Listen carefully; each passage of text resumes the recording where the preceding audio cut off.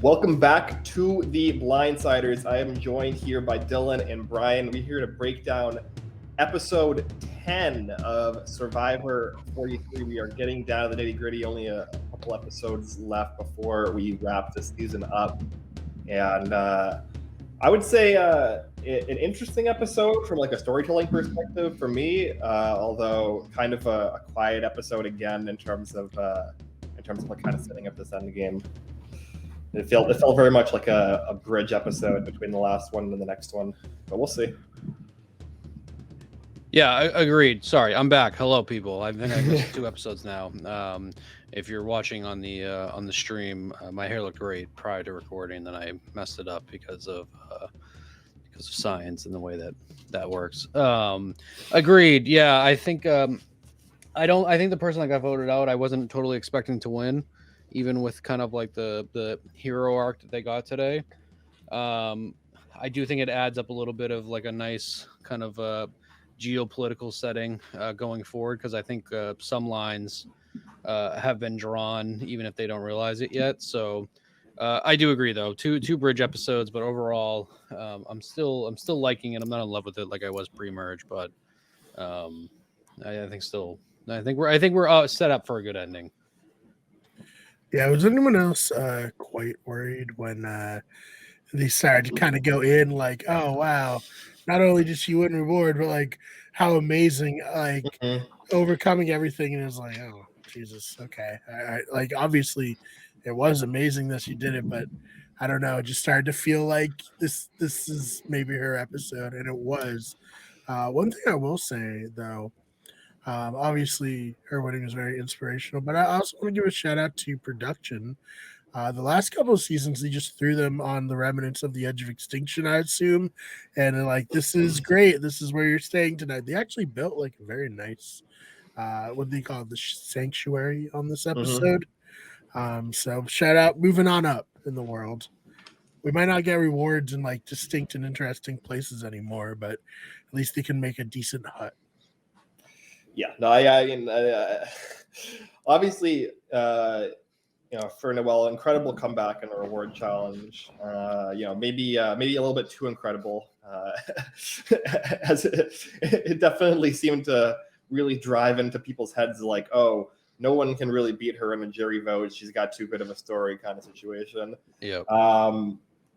But yeah, I don't know. I thought this episode was kind of interesting because it felt like half of the strategy didn't matter, and the half that did matter was like so straightforward and in your face that like it wasn't like really super compelling. Like, I mean, we'll talk about it. If this is just like a Jesse coronation story, then this is kind of like gonna probably be a little bit of not a super exciting end game, even though I think that Jesse's a really great player. But the thing that really stood out to me was like the one really strategic confessional Noelle got was at the reward challenge. She talked about how she didn't know if she could fully trust Sammy because he's kind of like a flip-flopper, where Sammy was like pretty much the only person who actually voted the way that he told Noelle that he was going to vote. And the other people were all the flip-floppers. So I guess that kind of highlights that she didn't really have a very good handle on the game, but it kind of just felt super unnecessary, I guess. I think we have like our 2 winner locks for me. It's either Carla or Jesse. I think the Cody train has officially sailed for me. But I feel like we had a similar conversations last season too, and like we had like 3 or 4 straight weeks where we, the viewer, were just completely blindsided by, not blindsided, but we go into the week expecting this person to be completely safe and they weren't.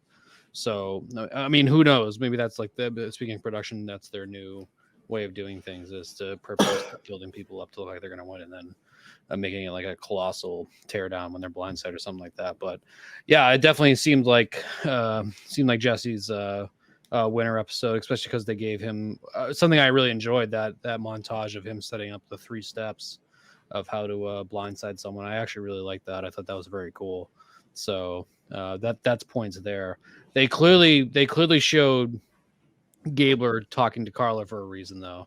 I'm assuming that's something that'll play in down the road, whether it's for good or for bad, because obviously people this season have talked strategy and just ended up doing the complete opposite. So who knows? But I did like those two things. Like I said, I never really expected Noelle to win. She did have a kind of cool story and something that I feel like if we ever do have people back, although I feel like if we say this about 10 people a season, people that we expect to see back again on rival. I really like the idea of rivals, not the sidetrack.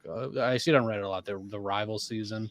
I really like that idea, but yeah, I'm not sold. Jesse is the winner based on what we saw last season, but it sure feels like that's where we're going. Yeah, no, I think when it did show the montage of him having a checklist, I was like, there's no way it's not gonna work out, because like this is a lot of time spent just to like dedicate to Jesse doing this move. For it to like go south would be kind of weird, and I don't know if like like I would be okay with it, though. I would think it was weird, but I think like maybe a more casual audience would be like, wait, what is happening? Like, why did you focus on the other thing and now it's this? So I was pretty confident that she was going to go home at that point. And at this point in Survivor, maybe it's just not worth winning rewards and like picking people. It doesn't pay off. No. If anything, it feels like it's trending to like if you win, you just immediately get voted off. So, especially because this is one of the bigger awards, the letters. This is one that people really cream themselves over. Yeah, especially with the shortened game, it seems like they're not going to do family visits anymore, just because of time constraints, probably. So, yeah, this is really their only chance to have like a feeling from home.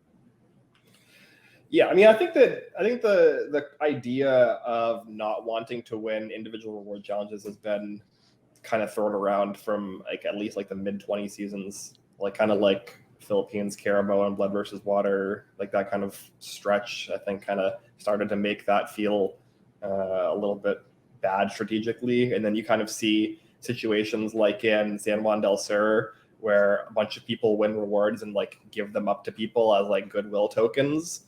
And like that kind of was a thing. And then everyone was just like, yeah, maybe it's just better to not win them at all because there's not really any upside. I even think that production has recognized that too, because they obviously play up how like starving and hungry and tired that they are now in this like shortened monster type season. And like they really don't even build it up in the show once people are selected. Obviously tonight was nice because they knew tonight was nice because they got letters, but like for food and all that, you really don't get it like sold to you as a viewer that these people are internally grateful to be getting it like we were in previous seasons, obviously, which were longer and people had more food. So I think even production has recognized that fact. Yeah, it's tricky. I don't know. I think like I think there's potentially upside of doing team reward challenges, or maybe just like do we just get rid of individual rewards at this point? I don't know. I just don't know how to like handle it, because it feels like at a certain point everyone's just going to start throwing them challenges. Because it hasn't happened super yet. Yeah. You got to bring back like a car or something that like people actually will want, and like be like, okay, well, I'm going to put my game at risk for this in the moment prize. I very much disagree with that. Like you're gonna put like they only cast super fans these days. You think if they bring back the car, like 7-8 super fans aren't gonna be like, oh, car curse, I'm gonna throw this. Like they're all throw it. Like, yeah, maybe it can't be a car. Maybe just like Big Brother style, straight up cash, like $20,000 right on the table. What was the nicest car they ever offered? Because I'm just imagining like a shitty like 2003 Chevy Malibu like up for grabs. We all kind of blend together except for the was it the Pontiac Aztec, which was like in the second season a very weird car that had like a built-in tent, and Kobe Donaldson won it, and I think through the Funny 115 it's been very immortalized because like him and his mom had some weird moments in the in the episode Mhm. with the car. So other than that, they've had a couple of big trucks. Yeah, I was gonna say like a Right? Dodge Challenger, I think once Yeah. maybe. Yeah. Yeah, Dodge Challenger. I heard they're discontinuing the Challengers, which is just Yeah. like very devastating to everyone signing up for the Marines. But Nice. it's I and the Transformers franchise, of course, with Bumblebee being a Charger. But yeah, no, it's I can't think of any. They never had like a Porsche or anything. Yeah, Like no, that. they were usually like not good cars. Yeah. Like they were usually kind of meme cars, right? Yeah. Like they were like whatever kind of hot mid-range sedan was like being tested on the market that year. Right. It really was. It was just like, what is the most like suburban car? Because they wanted people watching Survivor, who were probably suburbanites, to buy the car. So Yeah, That's think why of, like Tiguan equivalents. do they even do those in like for the Super Bowl MVP anymore? Like oh, I don't think I don't so. I don't think so, because you'd have people that are like multimillionaires winning like a Dodge Durango, like for winning MVP. Yeah. I think like it kind of lost its fastball. Definitely. Yeah, they're all in on just the going to Disney World now, which I don't even know if they still do. I feel like there was a time where Disneyland where people went there. But, I think pre-COVID they definitely did. Who knows post-COVID. Right. Oh man. But yeah, I don't know. Where's Mr. Beast? Mr. Beast gave away a jet in his last video. I'm sure he can come up with something tempting for who do you think is still rewards. financing the show? Yeah. This is all like one big like Mr. Beast like series on YouTube. Mr. Beast might have a bigger budget than Survivor at this point, if we're being honest. The reward is you get to be in a Mr. Beast video. Mhm. Yeah. It's worth its weight in gold right there. But yeah, I guess I don't know. How do you guys feel, I guess, about this Noelle having this big kind of celebratory moment and then getting like very brutally blindsided like a half hour later? It's like, I don't know, it just kind of it feels like kind of undercut to me, but maybe not. I don't know. I will say, I mean, I think it was the proper vote to vote her out. Yeah. So like that part I'm obviously okay with. I think from that standpoint, I mean, it was nice too, because she's had a few challenges that she's had to overcome because of her leg and all that. And so, I mean, I think it was nice for her to get that, rather than to be maybe on like Cassidy's end, where, she's had a little bit of a quieter game, although she's kind of sneaky in there too, of getting a little bit better. I don't think that she's our winner, but who knows? But I think it's better to have that than to just, you don't really hear or see this person for 3 weeks and all of a sudden they're voted out. So she can at least have that. That was like an insane comeback, even though I don't think it was, a scripted type thing, but it did feel like that. But it was still nice. It was still nice to see. Yeah, I think it's obviously tough, but at least we're seemingly moving away from like we can't let someone with a disability get to the end because their sympathy vote. It's more like she was able to kind of reposition herself very well each time she got undercut. So at least like this is more of like a strategic reason, but it's not great. I'm sure fans and more like casual fans are not super psyched from what happened tonight. To raise her up and then immediately push her back down. Not great. Yeah, I guess we can go through that because like that's like the line that Jesse is ultimately selling here, right? And we get it sort of in the start of the episode, and then he uses it later in the episode, particularly in that final conversation with Gabler, which is that Noelle has loyalty to a single person, but she's very good at reasserting loyalty to a new person when her person gets voted out. And they've continuously tried to like essentially take her down a notch by taking out her allies, but that hasn't worked because she just picks up a new one each time. Pointing out first Justine and then Dwight, and then now she's with Owen and Sammy. So it's like, I guess I kind of understand that from a certain perspective, but I think that to me felt like a cover, and that was just like the story that he was selling, because taking out Noelle put him in the best, social position at the final 7. And I think that's really kind of ultimately what it comes down to, which is that Jesse ultimately is running the game, and like, Gabler is saying, "Oh, Jesse and Cody are in the game." No, Jesse is running the game, and the person that is correct for Jesse to take out pretty clearly is Noelle here. So, and everything else is just salespeople talk to get people on board. I was glad to see, because obviously I was in the text chat with you guys last week.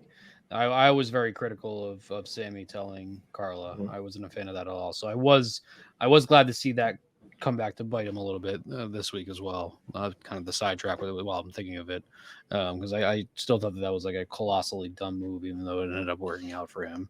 So it is nice to see that. And I kind of to get my thoughts super briefly too about the weeks I've missed. I do think that we've had so many players whose trajectory was going up, go down, and Sammy was definitely one of them for me. So that was nice to see. Carla's definitely one that I still think that she's keeping her path. Jesse, even though I didn't like his strategy last week of saying one thing, going with another, now going back up. So Jesse's there. Yeah, I agree. I don't even though I like Cody a lot, I don't see him going winning. That's another thing too, is I like almost everybody that's left in this season. And I've liked everybody that's been left the past few weeks. I don't feel particularly connected to any one person. I guess this kind of connects even to Noelle too, because she had a great story. I really don't feel fully like locked on rooting for any one particular person. I think if I had to guess, it's probably Carla.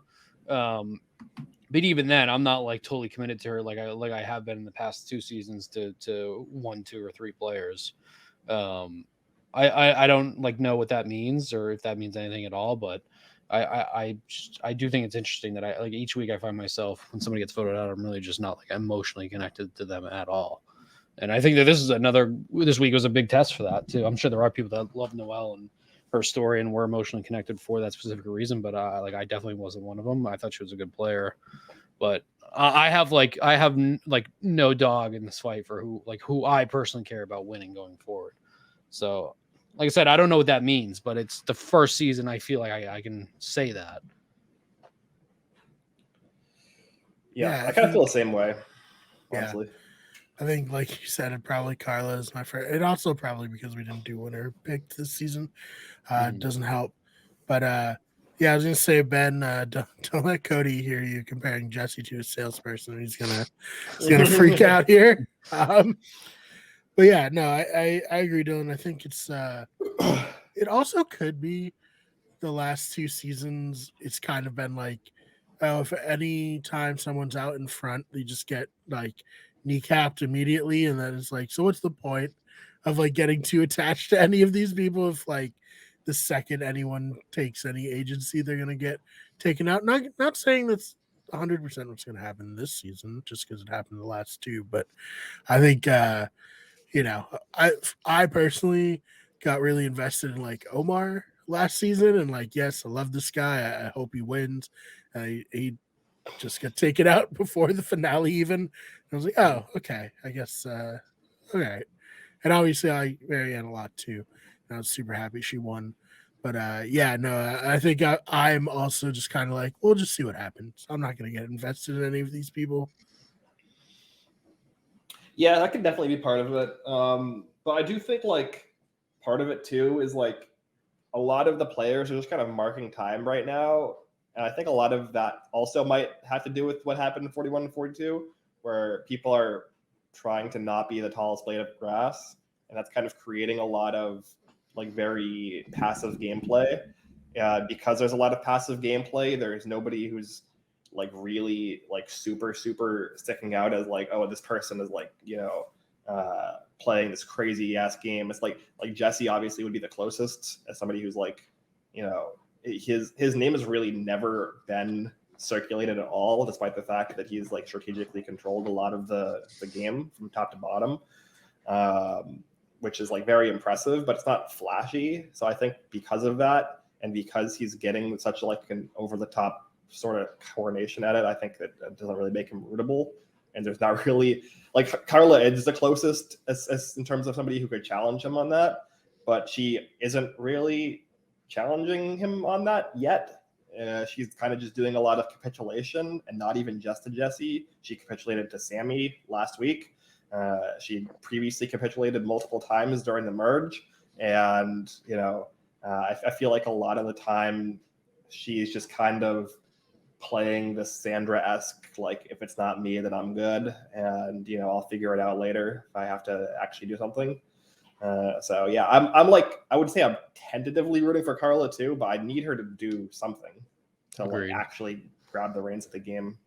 Yeah, I agree 100%. And that was my other issue with really since post merge. I think it's a good point to bring up too. Like you said, that like obviously the front runner in the past 2 seasons has been really kneecapped week by week. So and obviously the players of this season have seen 41 and a majority of 42. So they obviously they are worried about that. So my biggest nitpick of everything post merge was that everybody seemed to be afraid to just make that big move. And yeah, Carla is definitely one where I'm rooting for her, but I don't think as of right now she would have the resume that if I were on the jury I would vote for her. But she has to make a big move. A, because she's clearly the next one up to be voted off. It seems like, and B, she needs that point on her resume, because before she was behind James. Now, I mean, she's not behind Sammy now, but obviously she has people that are kind of steering for her. She just has to come out here and make the big move. It has to be like next week too, if she survives the drowning challenge.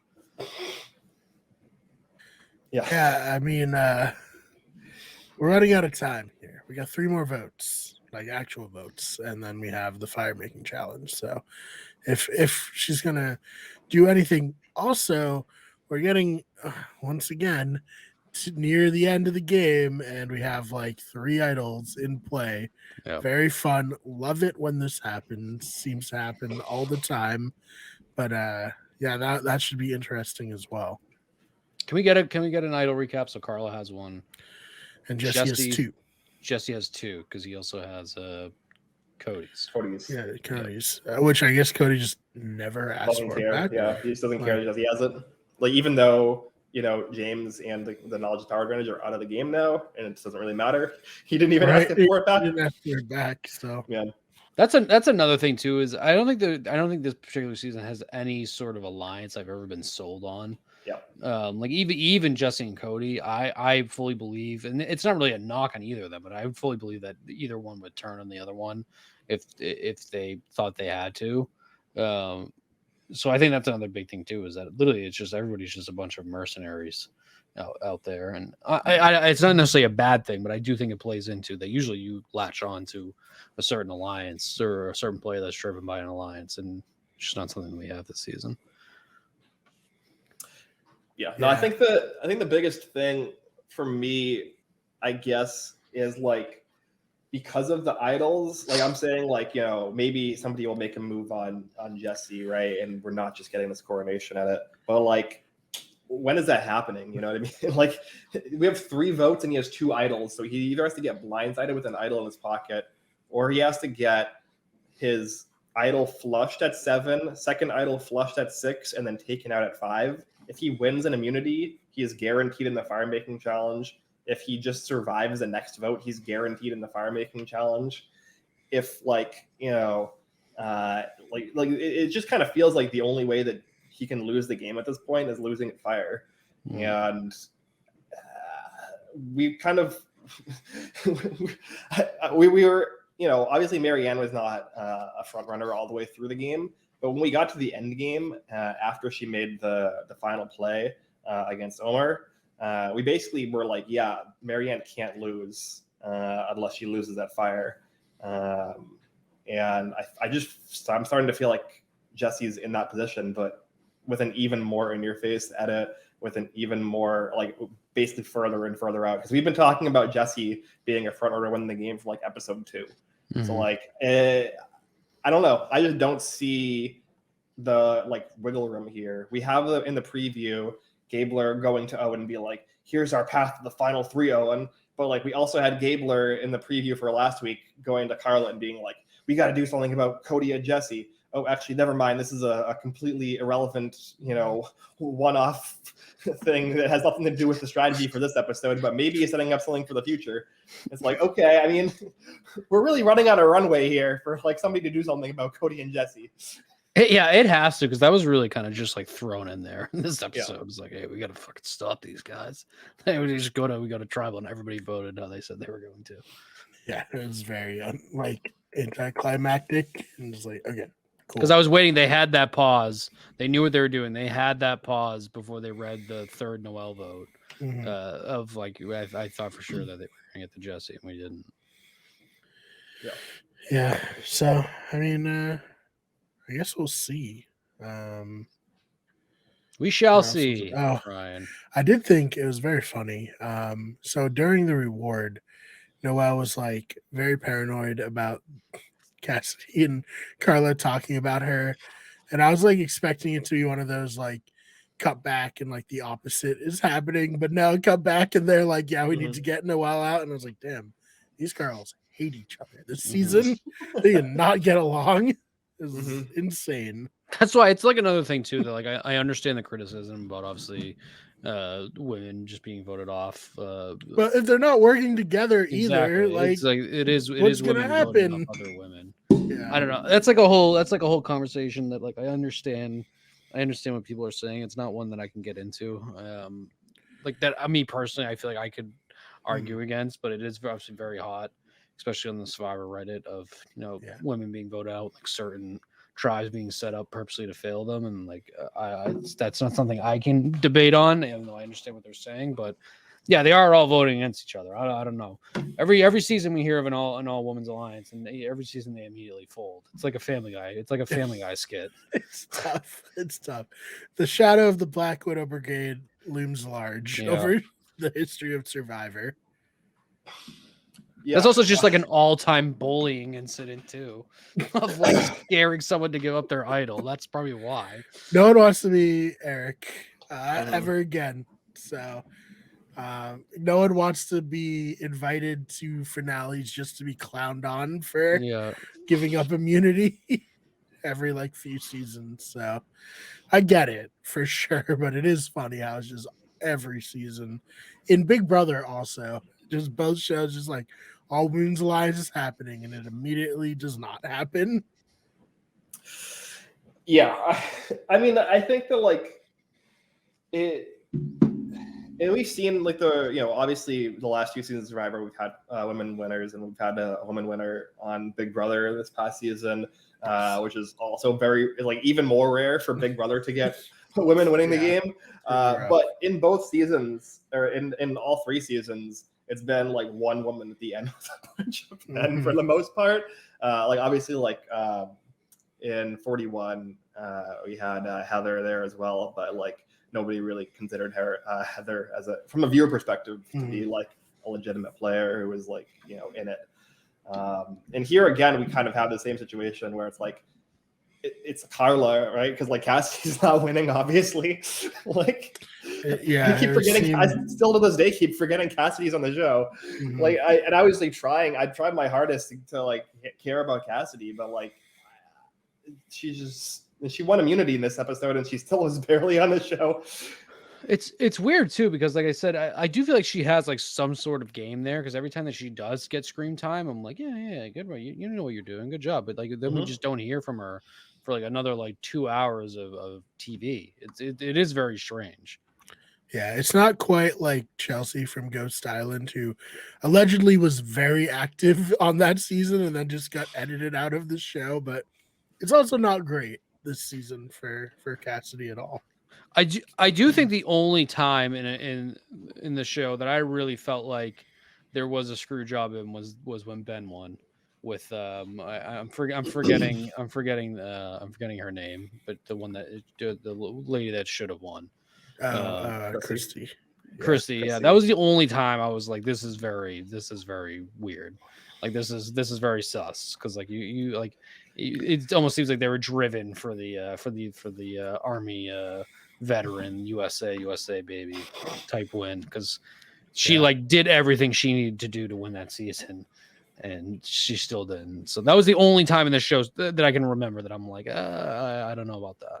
Hey, at least Ben came back and ruined the end game of another season. So at least we have that. Thank you for your service, of course.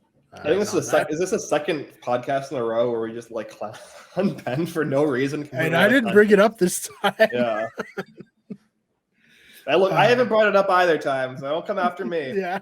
I'm not saying I disagree, but I liked Ben in his respective season. I just didn't think he should have won because he was outplayed. That was the whole fucking thing in the show. You outwit, outplay, and he was both. And then obviously he was given a fucking Hail Mary. But then Winners at War was interesting for him. Yeah, yeah, it was.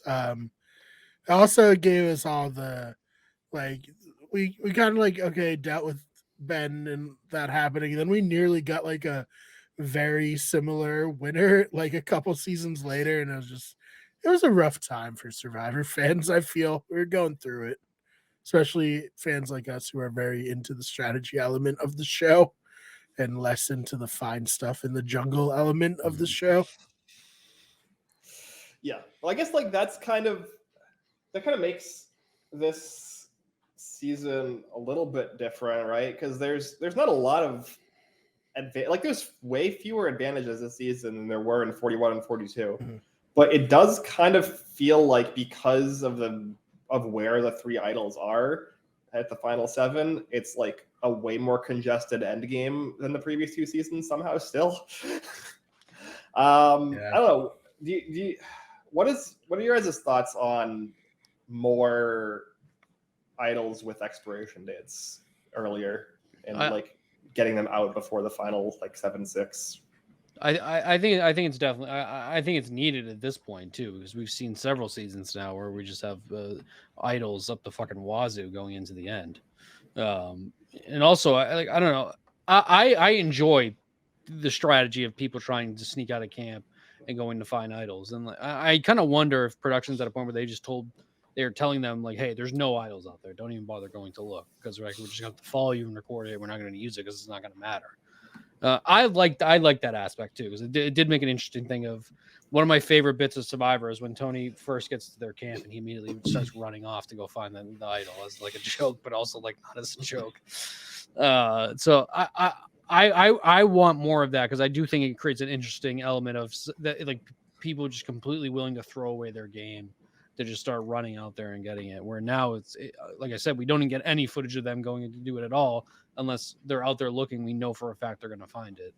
So I think that there has to be some sort of restriction, whether like you find it and it's only good for however many tribals, or it's only good until you reach this point. Like there just has to be. Like I don't think that somebody should be able to hold on to an idol, even though it is interesting if they're able to do it for that long, like from like basically towards like the beginning of the game all the way towards the end. Like Carla's hold tonight was very impressive, but she's had that idol for fucking ever. It's like it's got to get used at some point. Right. And I mean, so I think it was Survivor Gabon was the last time you could use it to like the final 5. And then the next season, Samoa, they added another idol, one at each camp, and they brought it back to 6. But now there's 3 teams, and they didn't adjust at all. They're just like, 6 is fine, and it's not fine. We've been through it a lot. They loved what happens through Young Game Changers, even though it's the worst thing that's ever happened in the show. And they want stuff like that. And I don't personally get it. I think they should move it back, because especially with the fire making challenge, like, you only have 1 vote after the final 6 to get someone out who has like an idol, and that's just not great to me. Yeah. Yeah, I don't know. It just it's I think like honestly, I think an argument can be made that 8 should probably be the last time you can play an idol, and then you actually have a clean end game from 7 on, and that way you actually might get a move at 7, especially if they insist on continuing to do the 5-5 split at 10-9. Like 9 had classically been one of the rounds where a move had been made, and like you can't do that now. You can kind of make a move if the split works out in a certain way in your favor, which happened this season a little bit. But now, really, the only time you can make a play is at the final 7. And at that point, that's when like these people have been hoarding idols are probably just going to start playing them, and you aren't going to be able to make your shot at all. So yeah, it kind of just comes down to like this RNG of like, does the person who has strategic control also happen to have an idol? And if they do, then you probably just have like a Wendell and Dom situation where they just kind of stomp at the end, which is seemingly what's happening right now with Jesse. But again, we'll see. I was gonna say, I do think it's like circumstantial too, because I think that you can have a horde of idols and have it being super entertaining from like a viewership point, maybe not so much from a game point, but I think that we're stuck in the middle now where I don't think it's entertaining nor is it beneficial to the people's games. Because like I think when you get to a point when you have like, to go back to Tony, the idol god, you have somebody that has certain amount of idols, but then is also willing to just like pretend that he doesn't have the idol, or pretend that he has an idol and play that off, even though like clearly we don't, but the other people know that there's a threat of the idol out there. Like that's entertaining as hell. That was great TV. Where now, like I said, we have Carla who's had an idol for it seems like forever at this point, where it's either not even mentioned or not even brought up in her gameplay. It's just like it's not good from a viewer's perspective. They're just not being used. People are going around telling everybody about it, and seemingly nobody cares. I mean, we saw what happened with Xander. Xander had like 2 idols at one point or 3. Nobody gave a shit because he just wasn't a threat. So like there has to be some sort of change. There has to be, and it's not like something that is like I can't watch Survivor anymore if they don't fix this. But it is something that like you have, if you're willing to change the game in so many other ways, this should be something that you're able to fix, because it's something that is so easy to be fit. It's so easy to be able to fix and still keep the overall like structure of the game going. Yeah, and I just mostly want to correct myself. I do know like Survivor Fiji and China both had 2 idols, and then Token Sheens was when they made the switch permanently after Gabon. Just because I know someone else who's listening to this is as annoying as I am, and would be like, "That's not right. This person is not right." Yeah. But yeah. Thank you. Me and Ben were just messaging on the side. It upset. Yeah, I was just like, we need to replace Brian. I can't remember everything. Well, a lot of it had to do with the way, like Exile Island and the mechanic of how Exile Island worked, because there were, like I think on both Fiji and Token Sheens, it was an Exile Island, but the idols were actually in that camp. Yeah, which is why it was like that. But regardless, should we bring Exile Island back? Maybe. No. And no. Okay. just threw that out there. Immediately shut down. I mean, it's like for Exile Island just pre-merge, it wouldn't be worse than the like stuff they've been doing the last few seasons. It would be like, I think, on the same like kind of similar capacity, right? Like, because that's basically what it is. It's like kind of yada yada to Exile Island without like any of the actual interesting content, and they just kind of play like confessional footage over it so that you can actually learn the players a little bit. But yeah, I mean, regarding the idols, I think the Xander bringing Xander up kind of raises an interesting point, which is like, what do idols actually serve a purpose at this point? Because if you're in strategic control and you have an idol, you can just essentially use it to guarantee that you can't get blinds, or that you probably won't be able to get blindsided in the end game, and be able to like put yourself into a coin flip to win situation, as we had seen, a couple of times, and now potentially be seeing with Jesse. And then if you are an underdog with an idol and everybody has it, it feels like the new play might be to just never vote them out and just like everyone agrees that they're a GOAT. Because like if you're just like, yeah, let's give this person no strategic control, and we know they have an idol, so we'll just all agree that this person is just going to come in third, and we can all play around that, and like we never have to blindside them, and they never get to actually make a play with their idol. Like, what purpose is the idol serving then? Unless somebody really finds it and nobody knows they have it, and they are able to make a big flashy play with it and like actually flip the game. But like that really has not super happened very frequently in recent times that I can remember, at least. So yeah, I don't know. I think idols might be beaten at this point. Yeah, which is fine. I mean, they've been around so long. They've been around way longer than they weren't a part of Survivor, even though like it's still, as someone who's like watched for a long time, it's still like, oh yeah, that's a new element. It's not. It's very, very old and very like ingrained within the show. So it makes sense that contestants would have figured out how to kind of play around them. Do you think that it would be interesting to have a season where they go back to the old ways though and just completely eliminate any sort of idols and advantages? I think if anything, they should do a token chain season where it's like both camps get one idol. That's it. Once they're out of the game, they're out of the game, and then you kind of just go. I think if you went all the way back, it could be a little boring because there certainly were moments in like early Survivor, and it could have just been because like the game hadn't like leveled up in terms of being like self-referential and like they're having its own like meta established. But there were kind of things where it's like, oh, okay, like we're in control now. We're just gonna like vote this person off, then we'll vote this person off. There's nothing they can do to stop us at all. I mean, to be fair, that's what this season is. Yeah, that's true. And right? Even with the idols, the three idols in play are the three pre-merged tribal idols. Mm-hmm. No idol has been played. No idol has been rehidden. To our knowledge, there isn't a merge idol, at least one that hasn't, like, none has come up, and it's the final 7. So, like, that's necessarily not necessarily the solution if you have the people who are running the game who just happen to be the ones with the idols. And you kind of got this even in token chains where Steven and Taj had like one of the 2 idols and it never came up, and the other idol was with Brendan and he got blindsided with it in his pocket and it wasn't re-hit. So like even in token chains when that happened, the idols didn't matter. Maybe you just do a season where like, yeah, there's no idols, but you don't tell them that there's no idols, so you at least get like the threat of an idol and having to play around it and people splitting votes and is that not what Shot in the Dark is? Like it is, but it feels like people are just not playing it anymore. Well, people are not playing Shot in the Dark because everybody is getting blindsided, right? And like everyone's getting blindsided because Shot in the Dark exists, and there is all of these idols. Like we're at the final 7, and again, no idols have been played, and they think that one idol got flushed when it didn't, and at the very least, there's 2 more at the final 7. So like.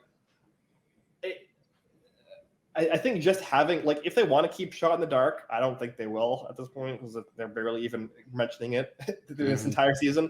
I think it's gotten played. Has it even gotten played once? I think it got played once, right? No, has it not got played at all this season? It hasn't even been brought up.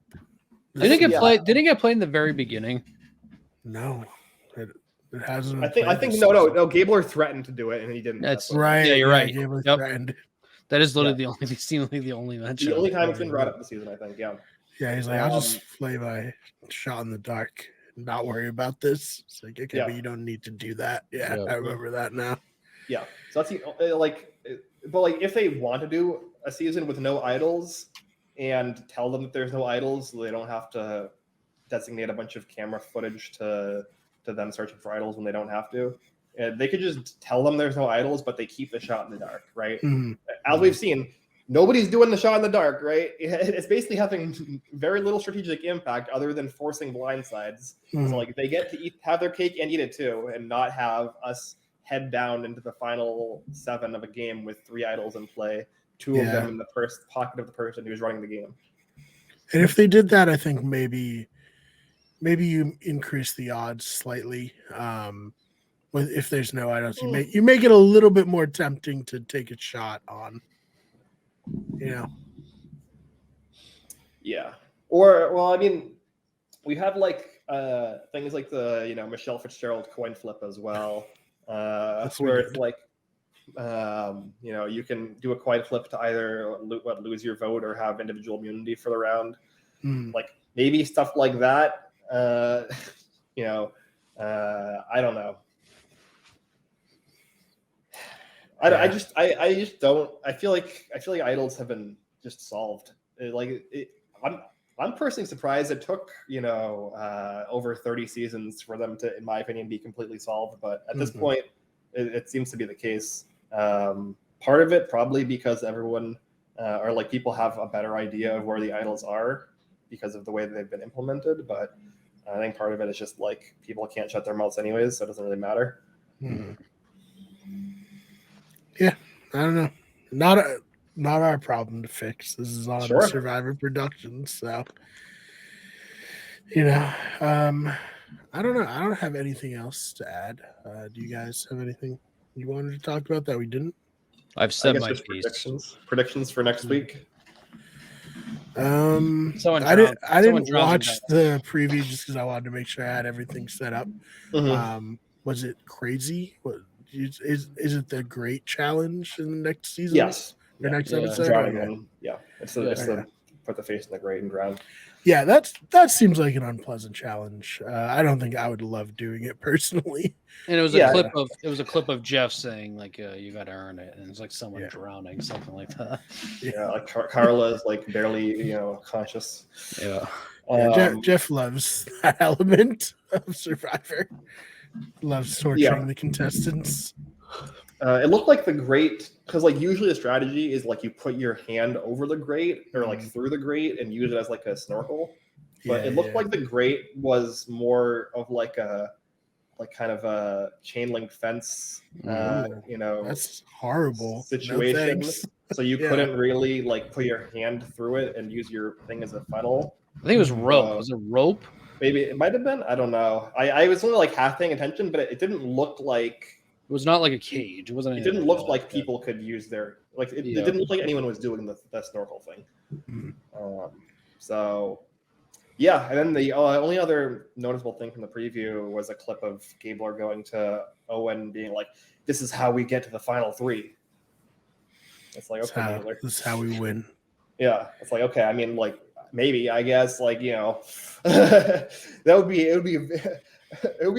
it would be a crazy end game if somehow we had like a Gabler Owen Sammy final three when the entire thing the Baka boys in the end their tribe was a hot mess for most of the season, and they've been like completely strategically isolated, and the entire story has been Jesse versus Carla. I think that would like fucking break Ellie's like brain. If it was Sammy Gabler and Owen at the end, and like Sammy or Gabler won, that would be like wild. That'd be wild. Yeah, unlikely, but maybe we'll see. Who knows? Well, it was shown in the preview, so I can pretty openly say that's not happening. Yeah. But yeah, that's all I had. I don't know. I think like I think there's like two options, right? Like either it's just Cassidy probably at 7, with even potentially Carla using her idol, or like maybe everybody except for Cody and Jesse puts their votes on Cody and Jesse, and either they get blindsided or they're forced to use one or both idols. Like those are like the uninteresting in the interesting possibilities I see for next week. So we'll see. That's kind of where I'm at. My guess is that Gabler wins immunity. That's my prediction that I'll go with. Yeah. I mean, he's a pretty strong guy, so I can see it. He's already won once. I think we haven't had any repeat winners, which is fun. I would put my money on Sammy, I think, for that. If that's the immunity challenge, then I would put my money on Sammy, I think. Yeah. I mean, we can. Which of these survivors do you most want to have over for Thanksgiving? We could do something like that if we really wanted to stretch it out to an hour. But I don't think we need to do that. I think we pretty thoroughly covered it. Not Sammy, because he'll burn the turkey. Yeah, he'll be like, listen, I saw online that you can fry a turkey. I did not look any more into it. It just sounded sick. No, it's because I he's a saw it on pet. It's because TikTok. he's a pet cremator. So Oh, he would burn the turkey. he's like, I got this, guys. Ah. Yeah, I Nice, know what you do. nice, good one, Dylan. Thank you. Yeah, I loved it. It went over my head. It was It pretty did go dumb. over your head. But I thought you meant like he's a chaotic 19-year-old. But no, much better, much better. Yeah, I forgot that he was I forgot his occupation. Right. As I've forgotten everyone's occupation except for him and Gabler, I guess. Yeah, I'm trying to think of anyone else's. You're right. Jesse's what does Jesse do? He went to Harvard. He got the political science. Oh, he's got like a poli-sci PhD or something, right? Yeah. Yeah, I don't know like what he does for like a career. And then Cody's a salesman. Like research. Oh yeah, All Cody's right. a salesman. Yeah. Elevator salesman. Yeah. Mm-hmm. There you go. Of all There's things, just or an escalator. It was one of the two. It's one of those. I think I think elevator. it was elevator. Yeah. Yeah. Yeah, because I remember us talking like, what? I didn't realize what? this was a thing. Yeah, exactly. I didn't know it was a tough market. Oh man, but yeah, I don't have much else. Obviously, happy Thanksgiving to you guys and to everyone watching this. If you're hiding out in the bathroom listening to our podcast, not wanting to engage with your relatives, we appreciate it and we're happy to be there for you. Very nice. What it's all about. Absolutely. Yep. That's so I'll go first. Yeah. You can see on the screen if you're watching the simulcast. Follow me on Twitter at DJ Cleverlang. Well, the World Cup. Obviously, we got Survivor. I haven't been tweeting Survivor because I've been fucking so behind on Survivor when I'm watching it each week. Right. But hopefully that's over with. So yeah, follow me there. Even movies. I guess like we're kind of in like the Oscar type movie time. Me and Brian, we want to keep wanting to do the Wicked Good show. We're gonna do that eventually. Yes. Well, I haven't been to a movie theater in like forever either. Not since I saw Everything All at Once. Everything everywhere all at once, yeah. Which was like 6 months ago. So I hope to be back in there soon. I really want to see the one with Colin Farrell and the Gleason buddy. I heard that's very good. Yeah. And all that. So I'll be tweeting about that stuff, and I'm pretending to be a soccer fan for the next couple of weeks. So follow me there for that. Yeah, I mean, obviously, you follow me on Twitter at the Fake Bmar, as Dylan said. It's on the screen right now. I am doing coverage of the World Cup with Rhett and Aaron, our co-hosts for that on the Wicked Sports Show. Like Dylan, I'm not the biggest soccer fan in the world, but I am always here for rooting for the United States in athletic competitions, very like vocally, and I feel like it would be very funny if we beat England on Friday. It would Twitter would be amazing, quite frankly, if that happened. So really rooting for that, but not expecting it, of course.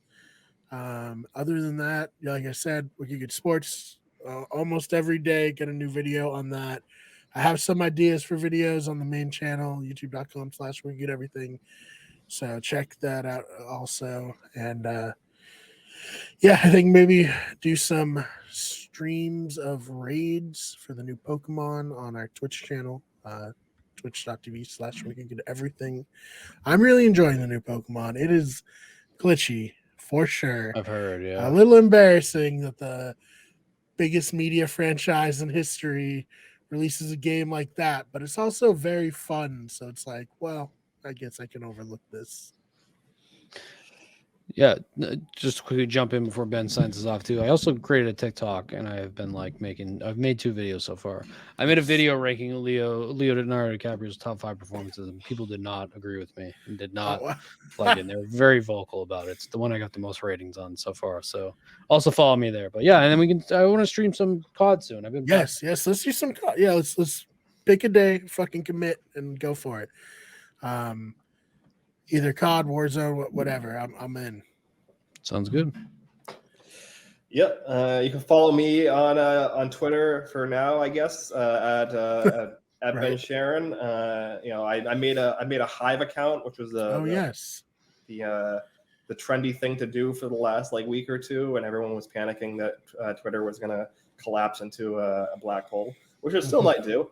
It could go away at any moment. So, yeah, more likely than not, if that were to happen, though, given how much or I guess how little I've used Twitter recently, at least as a poster, I probably won't be as very active on Hive. But if you care, I guess if you're like a Twitter doomer and think that it's gonna explode, then you can make an account on Hive and follow me there, I guess, and look forward to me never posting on that.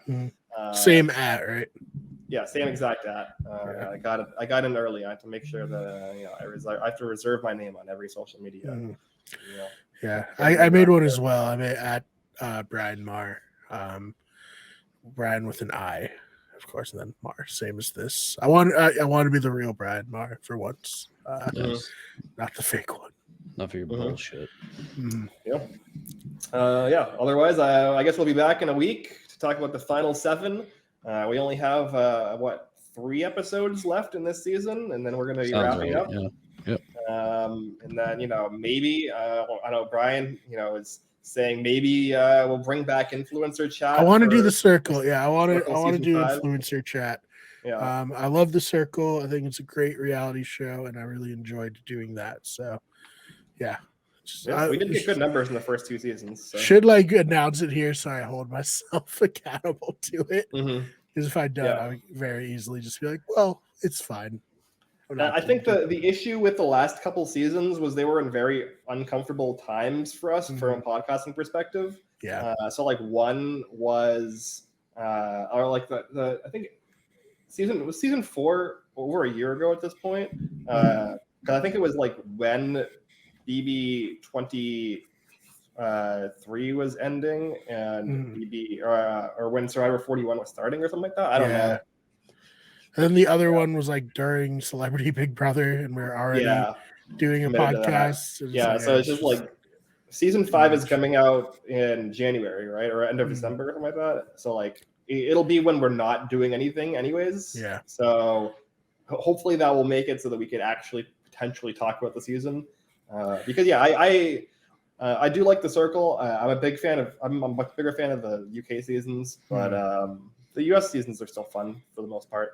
Yeah. So what we're saying, Netflix, if you just be mindful of our schedule and put your reality show on when it's good for us, that'd be really great and nice. Consider it even.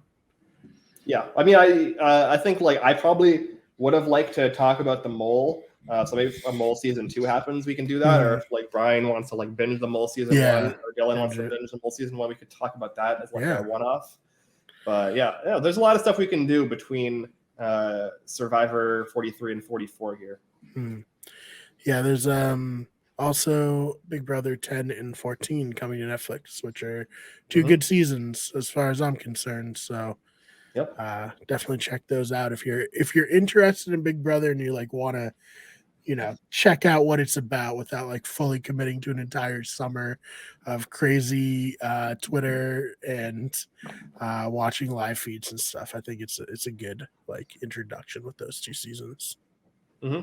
Yeah, and there's kind of a season 14 has returning players, one of which is from season 10. So there is it's like a through line. Yeah, there's a through line there from the 2 seasons. Yeah, the only thing that probably could have even been more through line would have been if they did season 6 and 7, where very, very through line of those 2 seasons. But maybe, maybe 10 is in standard. I don't say both in standard definition. If we're being real, I don't think they upgraded to HD to BB 15 or 16 or something. Or somewhere in that, maybe even it might have been 16. Yeah, but that's not even not even a concern. So put BB 6 and 7 also on Netflix. Well, we had the Survivor did their experiment with the 2 seasons, and Dylan, I believe, got into the show that way. They then put in 2 new seasons, so maybe that's what'll happen. Yeah, I think what's more than likely probably going to happen is they'd probably replace them with 17 and 20. If I were to guess, based off of if they want to pick good modern seasons. Because I think 17 and 20 would be my next 2 picks, as far as making sure that Netflix viewers are getting a good experience. Yeah. So yeah, hopefully it's successful. Hopefully we get a bunch of new Big Brother fans to dilute the crazies that exist in the franchise already. And to listen to our podcast on Big And to Brother. listen to our podcast to have an hour. I know we skipped BB Can 10, which I have been very upset about ever since. But we're going to try and hopefully cover BB Can 11, especially if it's an all-star season. Yeah. I got my VPN all paid for and all that, so I'm ready. I'm ready for it to start. Also, I love BB Can for what I've seen. It's a really great product. So. Yep. In my opinion, the most consistently good competition reality show on TV right now. Hell yeah. Yeah, that's kind of where we're at. I will see you guys next week.